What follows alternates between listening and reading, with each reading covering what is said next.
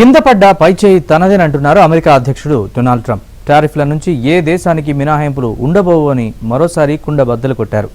America China మధ్య వాణిజ్య యుద్ధం తీవ్రమైంది.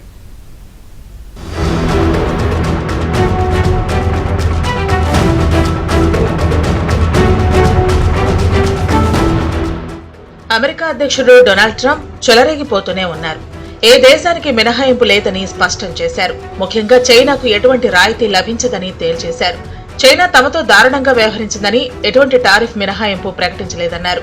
అమెరికాకు చైనా ఫెంటనల్ లాంటి మాదక ద్రవ్యాన్ని ఎగుమతి చేస్తోందని, ఆ దేశం చెరలో బందీ కాకూడదని చెప్పారు ట్రంప్.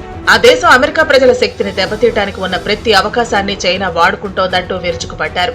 అమెరికా స్వర్ణయుగం మొదలైందన్నారు. డ్రాగన్ కంట్రీ అంటేనే అంతెత్తున ఎగిరిపడుతున్నారు డొనాల్డ్ ట్రంప్.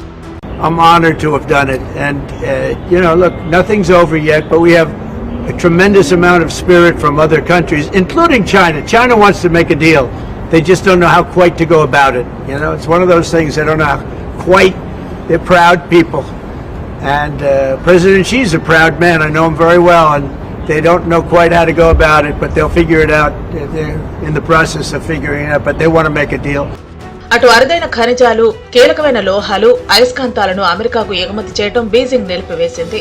దీంతో పశ్చిమ దేశాల్లో ఆయుధాలు, ఎలక్ట్రానిక్స్, ఆటోమొబైల్స్, ఏరోస్పేస్ తయారీ, సెమీ కండక్టర్ల కంపెనీలకు సమస్యలు ఎదుర్కానున్నాయి.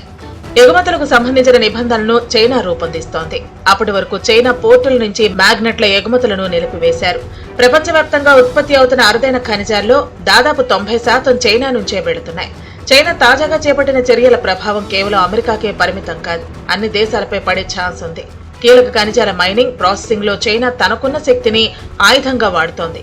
అమెరికాకు చెందిన టెస్లా, యాపిల్ వంటి సంస్థలు చాలా ముడి పదార్థాల కోసం చైనాపై ఆధారపడుతున్నాయి.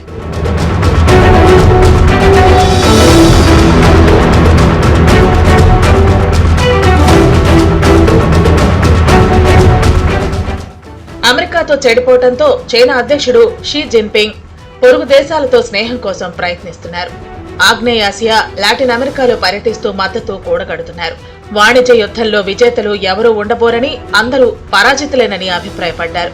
చైనా వస్తువులపై అమెరికా సుంకాలు 145% వేయగా డ్రాగన్ అంతే దూకుడు ప్రదర్శించింది. అమెరికా వస్తువులపై 125% సుంకాలు విధించింది.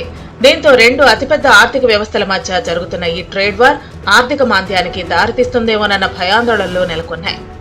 ఈ ట్రేడ్ వార్ దెబ్బకు బంగారాన్ని సురక్షితమైన పెట్టుబడిగా భావిస్తున్నారు. అందుకే గోల్డ్ పై పెట్టుబడులు పెడుతూ దాని ధరను పెంచుతున్నారు. తీవ్రమైన వాణిజ్య యుద్ధ భయాలున్నప్పుడు పసిడి ధరలు కొండెక్కటం మామూలే.